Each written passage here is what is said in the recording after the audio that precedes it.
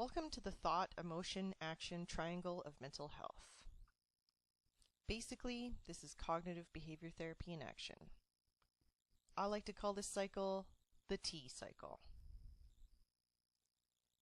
Okay, so you may have heard about CBT, or cognitive behavioral therapy, and you may have heard about changing thoughts, emotions, and actions.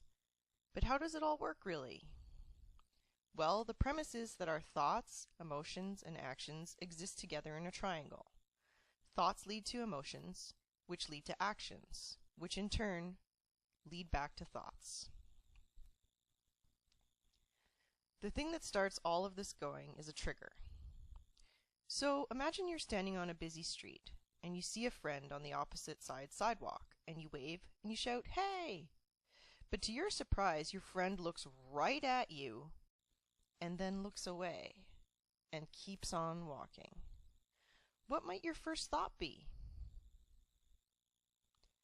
Well, it might be something along the lines of this: my friend doesn't like me.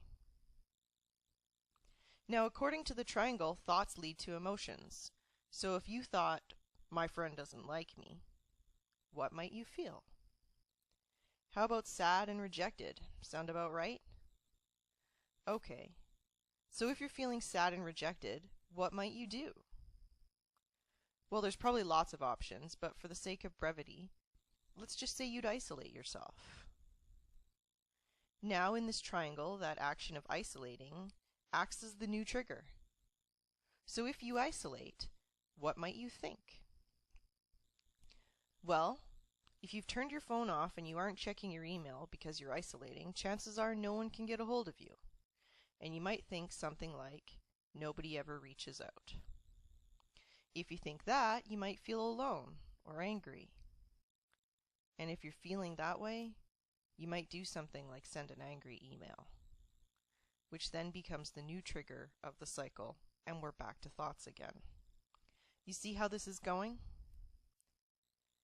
Sending that angry email might have seemed like a good idea when you were feeling alone and angry, but now that you did it, you might think, uh-oh, I should not have done that. Because some part of you, even though you're heading down this negative spiral, is still logical. But with that logical thought about your behavior, you might now feel shame or guilt. And then you might engage in some self-destructive behavior, like self-medicating or binge eating or isolating further, or something else that, in the long run, just isn't good for you.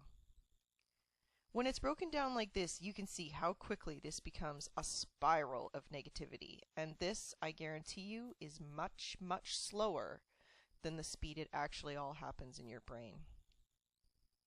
So what to do? Okay, let's start at the beginning again. Triangle. Thought, emotion, action. Now, same story, same busy street, same wave and shout, same non-response, same trigger that leads to that same first thought.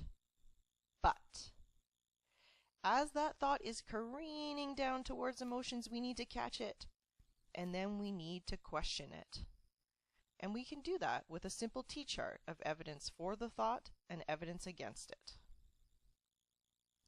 Okay, so let's check. To be totally transparent with you, so you know I'm not trying to trick you, let's come up with a couple reasons first that this thought, my friend doesn't like me, is true. So let's look at the evidence. Okay.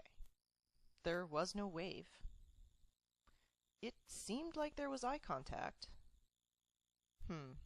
Not sure about a third right now, but there probably is one. Okay, now what about evidence against it? Well, definitely it's a busy street, like loud, and lots of stuff happening. I don't actually know what my friend's eyesight is. What about recent interactions? How did they go? If they seemed okay, that could be pretty good evidence against this idea of my friend disliking me. Perfect. Now here's the good news. If there's any evidence against that first thought, then that means it is not a fact. And if it's not a fact, we can head on back to the beginning of this whole cycle, to that first thought, and replace it with a more reasonable, more factual thought. Something that corresponds to the evidence at hand. Now, this doesn't need to be the total opposite, like, My friend thinks I'm the most amazing human being on the planet and loves and admires me more than ever. Because that's not what the evidence tells us here, is it? Our brain is too sophisticated to fall for that trick. So let's just be honest with it. Honestly, factually, what's a reasonable thing to think when your friend looks right at you but doesn't wave? How about, that was odd? Which would then lead you to feeling perplexed? Maybe a bit disappointed? Sure, it's not all roses, but it's not devastating like last time. If you're feeling a bit perplexed and disappointed, do you think you might call your friend and see what's up? Essentially, this stops the negative spiral cycle from ever happening, or at least it slows it down to the point where you can probably tune in and notice that you're spiraling and do something about it.